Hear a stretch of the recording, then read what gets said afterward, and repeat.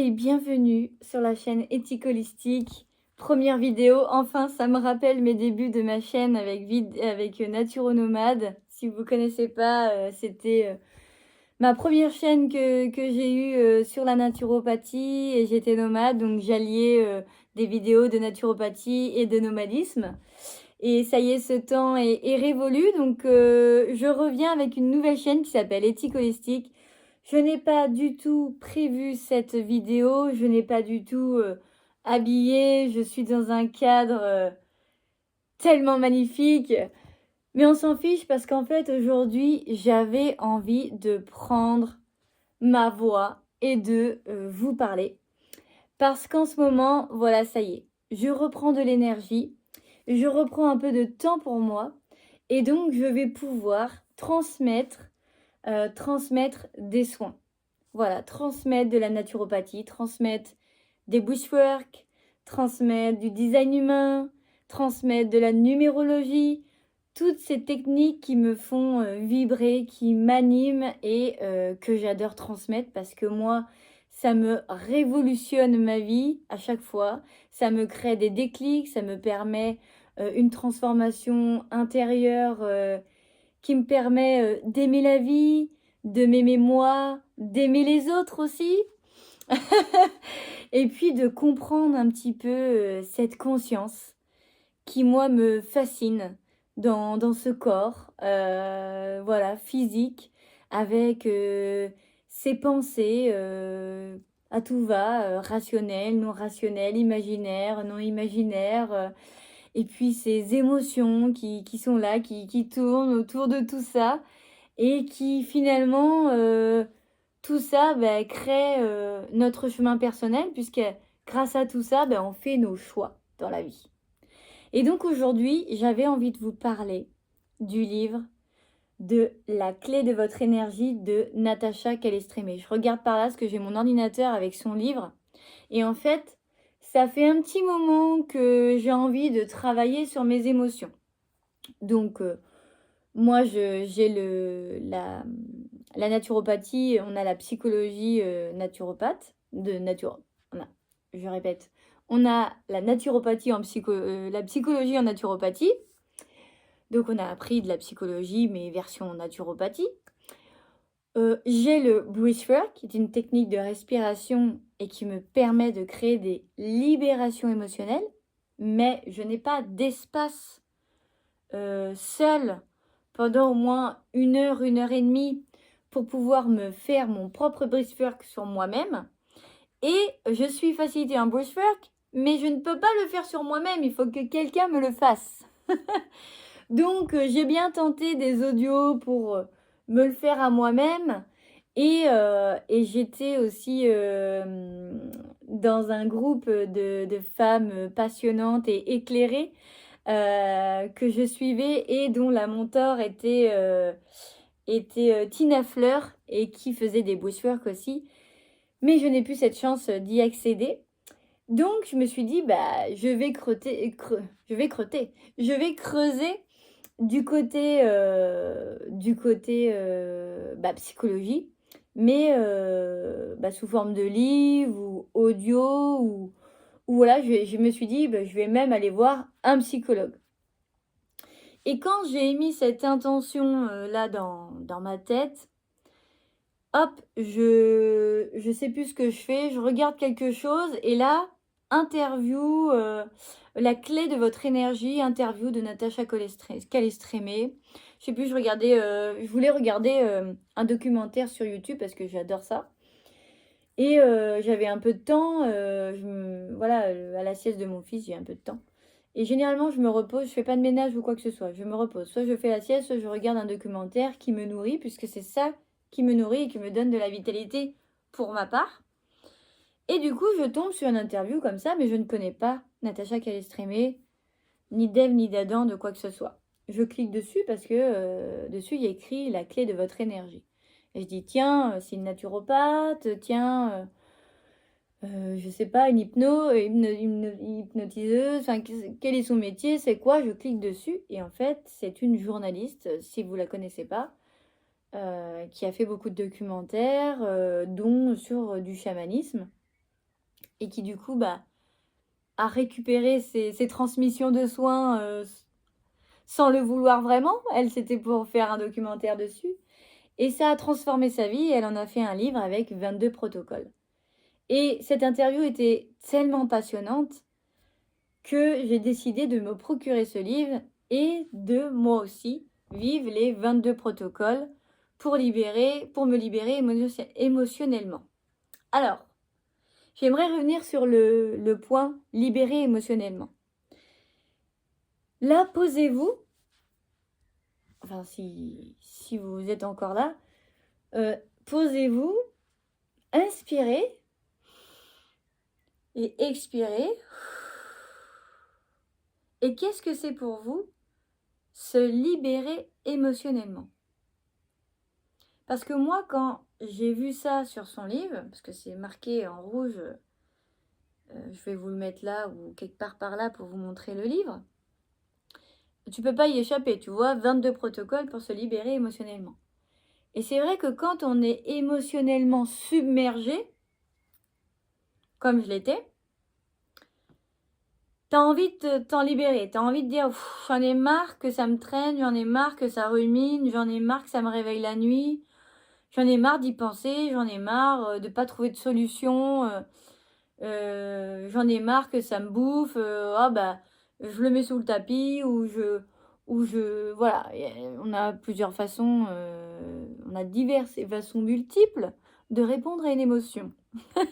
Chacun est la nôtre de par notre passé, de par notre fonctionnement éducatif face à ces émotions. Si on nous a appris à essayer de les comprendre et à de discuter autour de ça et de se dire ok, en fait, j'ai réagi comme ça parce que ça m'a blessé, parce que tu m'as touché, parce que ça m'a fait penser à, parce que voilà, quelconque raison, mais qu'on puisse en fait finalement en discuter, bah, ça nous libère et ça nous permet aussi d'avoir peut-être un point de vue extérieur et de savoir bah, voilà, comment le résoudre. Ou discuter avec la personne, ou se pardonner à soi-même, ou voilà, il y a différentes façons de le faire. Et j'avais beau me dire ça me touche pas, ou alors non, mais je me pardonne et je pardonne à cette personne. J'avais beau être dans l'amour, dans l'accueil et me dire bah c'est comme ça finalement, les gens ont aussi leur part de responsabilité de créer une émotion chez eux. Alors, je parle de moi, hein. J'ai ma responsabilité que ça me crée une émotion. Alors les gens ils vont dire comment ça, c'est pas la faute des autres? Non. Non, c'est pas la faute des autres si je ressens de la colère pour une personne. C'est pas parce qu'elle m'a fait du mal, je suis en colère et du coup c'est sa faute. Son geste, ses paroles ou quelque chose m'a blessé, mais si ça m'a blessé, c'est pas qu'il y ait une nouvelle cicatrice, c'est qu'il y a quelque chose qui a été touché déjà. Donc c'est quelque chose qui m'a blessée, mais parce que c'était ouvert. C'était pas cicatrisé, c'était pas fini, c'était pas soigné, c'était pas guéri, c'était encore là, latent. Et ça fait mal. Je dis pas qu'on peut pas être nouvellement blessé, avoir une nouvelle cicatrice, etc. Mais souvent, c'est en fonction de notre passé, de notre enfance, de comment on a reçu son éducation émotionnelle, comment on a géré les émotions, comment on les a accueillies, comment on les a partagées ou pas, comment on a été réconforté ou non, comment on a été accompagné tout simplement face à ces émotions, qui fait que bah, du coup il y a une blessure qui est soit partiellement fermée, très ouverte, et que bah, forcément, souvent, ce qui nous blesse, c'est plus les gens qui nous sont proches que les gens qui nous sont éloignés, comme des collègues, ça peut nous blesser, mais ça va pas nous blesser aussi intensément que un père ou une mère, qu'une sœur ou un frère, qu'un cousin ou une cousine. Bon, ça dépend de la relation que vous avez, bien sûr. Avec une collègue, vous pouvez être très comme une sœur. bien évidemment. Ça dépend en fait de la relation que vous avez, si elle est très importante ou pas face à votre cœur par rapport à cette personne. Donc généralement, c'est les gens qui sont vraiment collés à nous, hein. On les aime tellement qu'on les laisse se rapprocher de plus en plus de notre cœur. Les gens qui sont plus loin sont un peu plus loin de notre cœur, donc nous font moins mal, ça impacte moins notre cœur. Alors que quand les gens sont très proches de notre cœur, finalement, ils sont pas si loin que ça. Et les mots, les gestes, ça peut blesser même si insignifiant soit-il. Pour eux.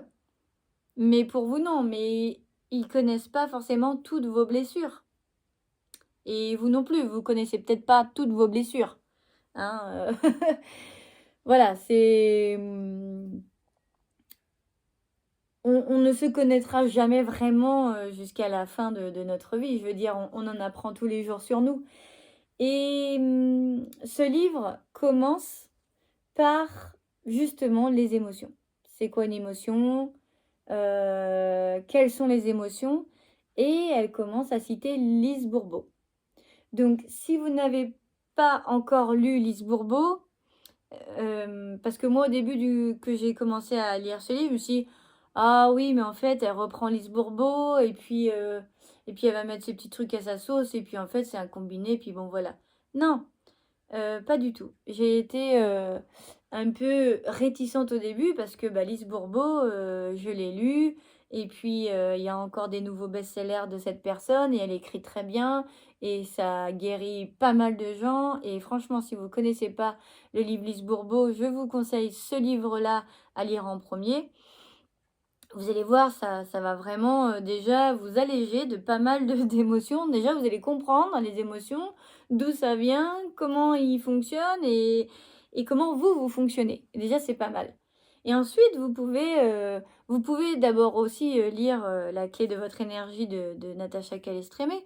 C'est pas un problème sans connaître Lise Bourbeau, puisqu'elle fait justement une petite introduction là-dessus. Mais c'est vrai que quand je connais du coup déjà Lise Bourbeau, je me suis dit, qu'est-ce qu'elle va me donner en plus à comprendre? Parce que Lise Bourbeau, elle en a fait pas mal sur les émotions. On va dire que c'est un peu la chef d'orchestre voilà, nous permettre de créer des outils, de nous permettre de comprendre les émotions. Donc franchement, hyper bien fait, Lise Bourbeau. Et finalement, Natacha, ce que j'aime bien, c'est que, voilà, c'est sa méthode à elle, c'est son langage à elle, sa façon à elle de vous exprimer, de nous exprimer les émotions, comment aussi ça nous touche, et avec les protocoles chamaniques qu'elle a appris, qu'elle a fait sur elle-même, qu'elle a expérimenté, comment ça peut nous aider dans notre énergie à débloquer des choses, à débloquer nos énergies, et comment on fait pour mieux faire circuler cette énergie. Donc ce que j'aime bien, c'est qu'elle combine les émotions, la psychologie et l'énergétique. Tout ça dans ce corps physique. Et c'est tout ce que j'aime, puisque c'est holistique. Elle fait un peu de la naturopathie. Voilà. Mais avec des protocoles chamaniques que je ne connaissais pas. Et du coup, voilà, c'est une petite vidéo, voilà, voilà, pour relancer un peu la chaîne. Et puis, je me dis que, voilà, ça peut peut-être aider des gens, ça peut peut-être vous aider. Je vais juste vous partager un protocole parce qu'il est vraiment... il est puissant. Voilà, c'est par expérience. Voilà, je vais me livrer. Voilà, je vais pas faire cette vidéo et vous laisser comme ça. Par expérience, j'ai, pour ma part, eu un petit différend avec une personne de ma famille, mais c'est pas en confrontation ou c'est pas méchant ou c'est indifférent de façon de fonctionner, de façon de penser, parce qu'on a les mêmes valeurs. Je vois bien qu'on a les mêmes valeurs, je vois bien que ça touche les mêmes valeurs. Mais il y a un différent et sur le moment, j'ai pas compris que c'était une réponse de cette personne pour me protéger. Pour cette personne, c'est une façon de me protéger et de me donner de l'amour. Sauf que comment ça a été fait, c'était assez rejetant. Clairement, c'était comme un rejet. Et moi, ça, c'est ma blessure d'enfance, le rejet. Et lisez Lise Bourbeau parce qu'elle explique les 5 émotions et il y a le rejet. Il y a l'humiliation, le rejet, l'abandon, la trahison et puis l'injustice. Et moi, le rejet, bah, ça m'a tout de suite parlé. Je suis née et on m'a mis dans une boîte bleue parce que j'étais toute petite et voilà. Bon, bah voilà, on te met dans un truc fermé de tout le monde, t'es rejeté. Voilà. Ça, c'est une blessure. Mais la boîte bleue, c'était pour me protéger.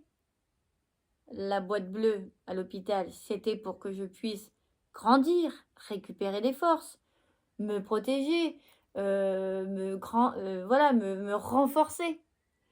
Donc, j'ai fait le lien, bien évidemment, mais grâce à ce protocole. Et puis, ce protocole, alors je vais vous le chercher parce que j'avais pas du tout prévu cette vidéo et de vous en parler. Alors, c'est un protocole chamanique que je vais vous lire et qui voilà, je trouve qui est assez intéressant.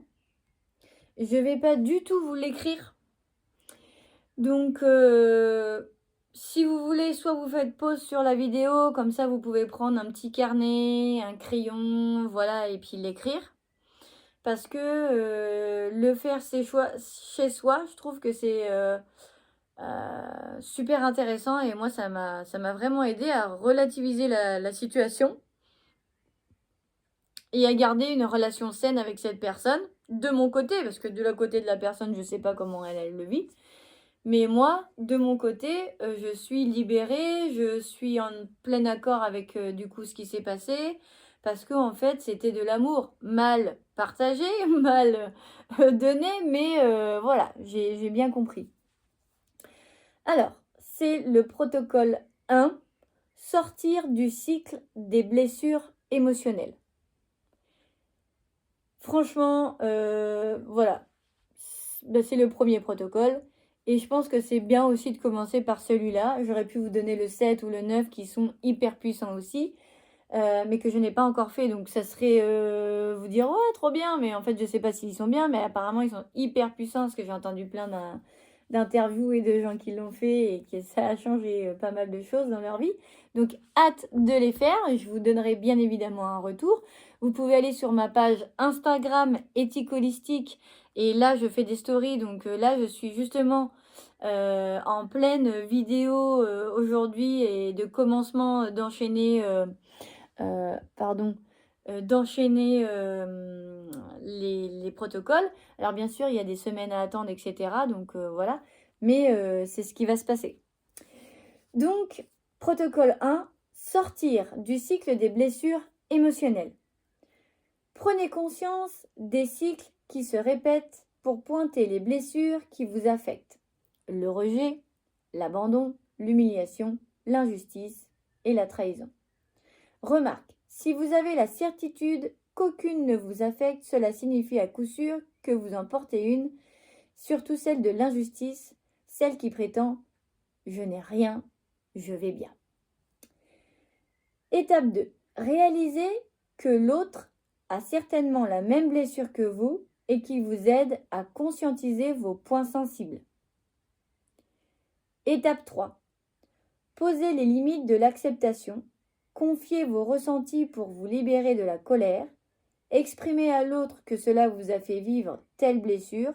Soyez attentif à ne pas faire vivre cette blessure à votre entourage. Moi, personnellement, j'ai écrit ça sur une feuille, je l'ai cramé et c'est fait tout pareil. Cessez de vous l'infliger. Dépasser cette épreuve, c'est comprendre qu'elle réactive quelque chose qui demande à être guéri, c'est arrêter le processus de répétition. Cesser d'en vouloir à l'autre, c'est commencer à se débarrasser de votre blessure. Ne le faites pas pour faire plaisir à l'autre, agissez ainsi parce que c'est le seul moyen de vous libérer. Vous avez guéri d'une blessure lorsqu'elle cesse de se répéter. Ça paraît rien, ça paraît bête, ça paraît con, j'allais dire. Mais finalement, quand vous listez un petit peu voilà, les blessures qui se répètent et que si vous les reliez, ça c'est de l'abandon, ça c'est du rejet, ça c'est du rejet, ça c'est de l'abandon, ça c'est du rejet. Ah oui, en fait, il y a beaucoup d'abandon et de rejet dans mes blessures, voilà, cette année ou ces 2 dernières années, par exemple, ou les trucs dans votre enfance et puis les choses qui vous ont vraiment marqué. Moi, j'ai fait ça et en fait, c'était beaucoup de rejet, très peu d'injustice, parce que dans ma famille, les valeurs, la justice, c'est vraiment une valeur qui est prônée et mes parents détestent l'injustice, donc c'est vrai que ça, pour le coup, ils ont souvent été plus justes que injustes. C'est peut-être arrivé 2 3 fois, mais peut-être à leur insu. Mais voilà, j'ai pas la blessure de l'injustice. Par contre, du rejet, oui. Et il y a plusieurs étapes de ma vie, hein, et c'est pas que votre famille, hein, ça peut c'est à l'école ou au travail ou vos amis ou au fur et à mesure, et ça peut être pour quelconque situation, heu, je sais pas, n'importe quoi, parce que vous je sais pas moi, parce que vous vous habillez autrement, parce que vous êtes un peu perché, parce que, voilà, je prends mon cas à moi, mais ça peut être n'importe quoi. Et franchement, si vous le faites vraiment consciemment et correctement, ça va vraiment marcher et à chaque fois que vous allez être blessé de quelque chose, quelqu'un qui dit un truc, quelqu'un qui vous fait un truc et cetera, vous allez repenser à ce protocole et vous allez dire: «Mais, attends, là, on est dans quelle, émotion? Injustice, rejet, abandon, moi c'est le rejet, là ça parle de quoi à peu près cette situation? Ah bah tiens, rejet. OK. Du coup, vous allez tout de suite plutôt conscientiser, votre énergie ne va pas rester bloquée sur ce que vous êtes en train de vivre. Vous allez accueillir différemment ce que vous êtes en train de vivre.